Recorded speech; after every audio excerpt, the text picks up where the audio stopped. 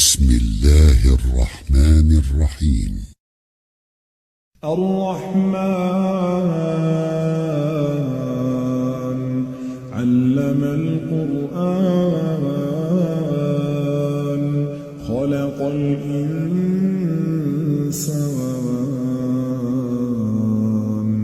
علمه البيان الشمس والقمر بحسبان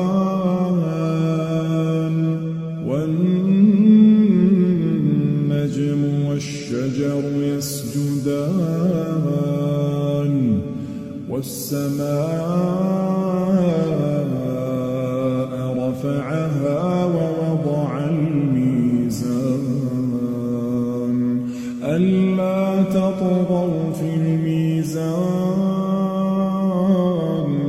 وأقيموا الوزن بالقسط ولا تخسروا الميزان والأرض وضعها للأنام فيها فاكهة والنخل ذات الأكمام والحب ذو العصف والريحان فبأي آلاء ربكما تكذبان